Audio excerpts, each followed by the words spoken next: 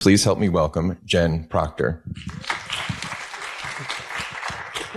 So what is a Smeuse, and what does it have to do with Ann Arbor or neighborhoods or cycling? A Smeuse is an archaic term from Sussex, England, for a hole created by the repeated passage of animals through a hedgerow. It was reintroduced into our modern consciousness by Robert Macfarlane in his 2016 book, Landmarks, about the relationship between language and geography. It was introduced to me by my friend Ellen, a fellow cyclist who often refers to me as the queen of Smeuses.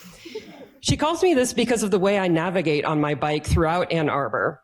I'm constantly on the lookout for Smeuses, for shortcuts, for cut-throughs, for any kind of passageway that will link me from where I am to where I want to go on my bike.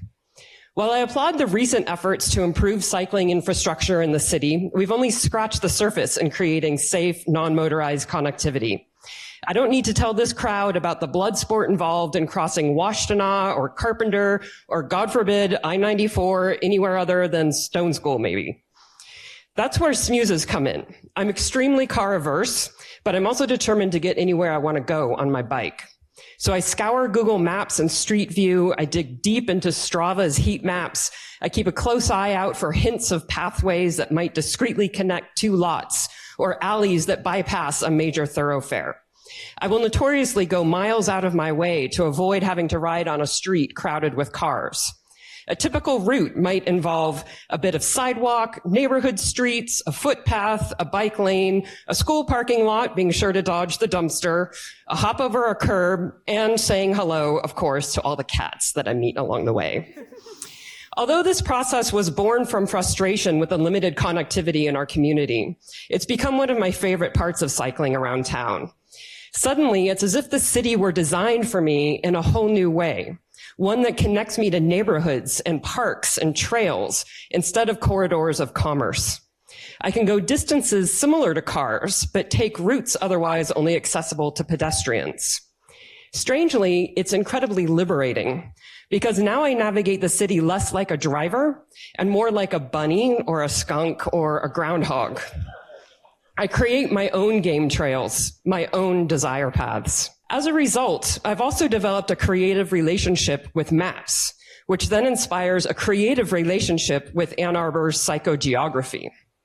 I'm more attentive to how different parts of our built environment make me feel, what attracts me and what repels me, where I feel excited and where I feel stressed, places that feel cold and uninviting and places that feel like home.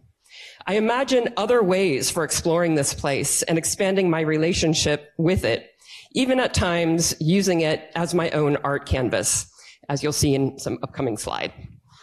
Because of this, when I ride, I feel like I'm in a magical place full of secret passageways only visible to me, full of hidden little treasures, and so many cats to say hello to. To be clear, this is not an argument against expanding our formal bike infrastructure. Not at all. I would really like to be able to go from A to B safely instead of going from A to G, then back to C, and then down to Q before eventually getting to B. And I would really like safe infrastructure for those who might not have a choice but to travel along major roadways. I would really like more quiet, protected options for non-motorized travel throughout town that focuses on connecting people regardless of their mode of transportation, and that thinks of neighborhoods as networks of communities, not a series of walled gardens. But in the meantime, this is a celebration of the joy of cycling despite these hindrances, and an invitation to imagine a more deeply connected world in all senses of the phrase, one Smeuse at a time. Thank you.